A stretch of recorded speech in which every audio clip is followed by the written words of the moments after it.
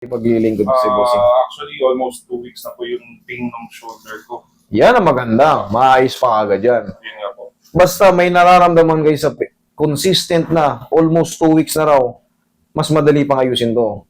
Huwag lang kayo yung galing sa disgrasya, car accident, na motor accident. Pero kung yung normal lang, nararamdaman nyo, ito, 2 linggo na ito masakit. Hanggat naaangat pa, ipaayos nyo na. Kasi darating ang araw, yung naaangat nyo pa, susunod yan. Very limited na yung angat. Tapos hindi kayo makapamayawang. Yan yung mga masakit na. Pero ito, 2 weeks, birahin na natin. Very good kayo, sir. Isa yan sa mga, kumbaga, hindi rin kayo mahihirapan sa adjustment. Napapanood niyo yung mga frozen shoulder? Opo. Actually, hindi naman siya mapo-consider na frozen shoulder kasi actually, naiba-basketball ko nga po. Pero the problem is siyang ngalay lagi. Yun nga po yun. Ito na nga yun. Diyan nagsisimula yun sa simula. Yung ngalay, kirot-kirot ng konti. Opo. Pag natutulog kayo, para siyang humihinga. Yun nga po. Susunod niyan, siyempre, minsan, ang sarap ng tulog natin, nakatagilid tayo. Minsan, gusto nating diinan ng unan. Hanggang sa, yung naaangat pa ng ganito, susunod niyan, pababa ng pababa. Ganun po yung nagsisimula. Kaya naaangat mo pa to kasi nga, ano pa lang, almost 2 weeks eh. Opo. Kung mapapanood niyo ibang video ko, palagi ko na yung binibili niyan. Consistent 2 weeks, paribisan nyo na kasi naaangat pa yan. Sa susunod kasi, yan. Sa susunod kasi yan, tight na yan. Mahihirapan na kayong iangat. Tapos, syempre, alam nyo na yung pakiramdam sa loob nung parang pinupudpud ng langgam yung buto nyo. Yung kirot sa loob, ano ba yun? Gusto mong humiga ng hindi mo mahanap yung saktong-saktong posisyon. Tama ba? Ganun, syempre, matagal na tayo sa ganito. Alam ko na yung nararamdaman nyo. Sa bawat assessment ko sa tao, siyempre, nagkukwentuhan mga tayo. Tinatanong ko kung ano yung mga pakiramdam nyo, mga ilang araw, na mga ganyan. Kaya nga, alam ko na yung duration yan, 8 months, hanggang 8 months yung masakit niyan.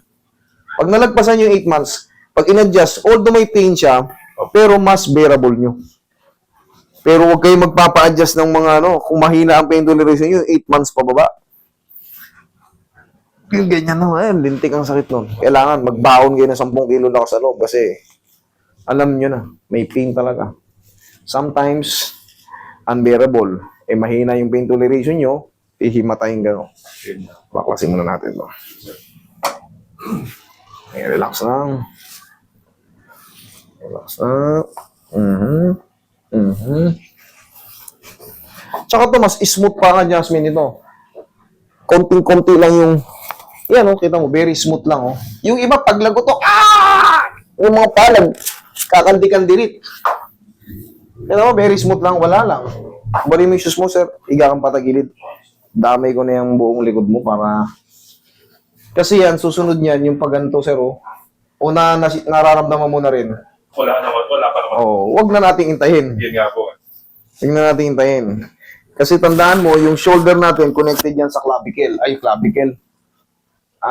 Shoulder blade. Higa kang, scapula. Higa kang patagilid.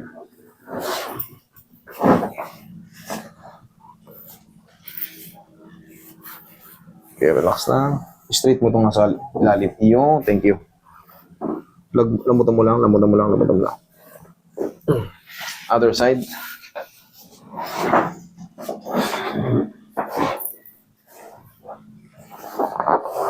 Iyo.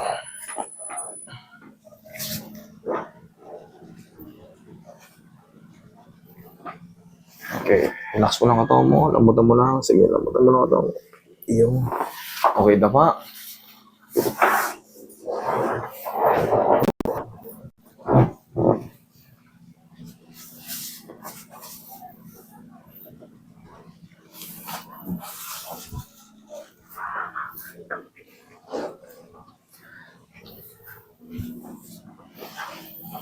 Okay, relax lang.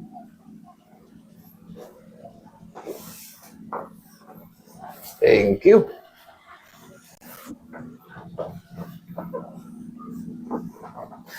Ito lang talaga, sir, problema. Wala lang, smooth lang ang adjustment. Hindi siya nasasaktan. Huwag kang lagutok-lagutok mo yan. Bumabalik lang sa tamang posisyon niya.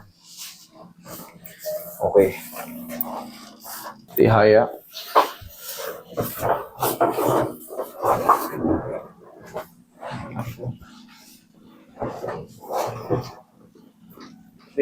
Sir, taas mo yung balakang mo. Okay. Yan, lagi sa dyan yung kamay. Yan. Relax lang. Inhale. Exhale.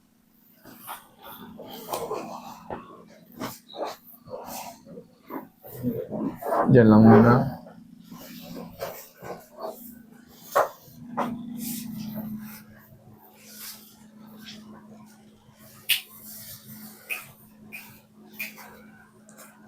Okay, upo.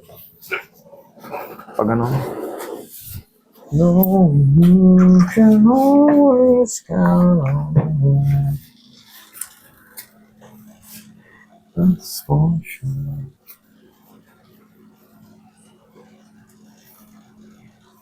Sir, huwag mo muna ito ilaro ng mga kahit mga 1 to 3 days lang. Okay. Kaya mo lang, kasi kababalik lang nito eh. Okay po. Pagka, ano, baka sumut lang ulit sa maling ano, yung guide niya noon, noon pa. Sabi ko, madali lang to. Paso mo na to.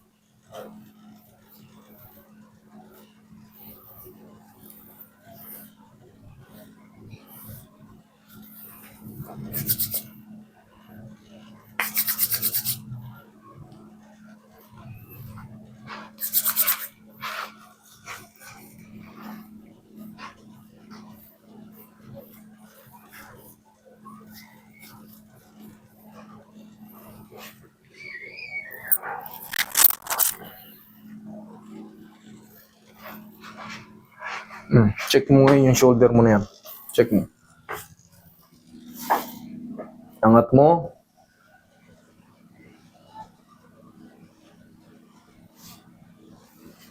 Medyo mas okay na po. Okay, 3 to 4 days, Opo. wash out na yan. Kasi nga yan, habang tumatagal, nagkikreate na ng inflammation yan sa loob. Kaya yun, naglalak yun. Ngayon, napakawalan na. Paano ba magkikreate ng inflammation? Pag wala sa timing yung head humerus mo. Ngayon, ibabalik natin yung timing ng head humerus mo.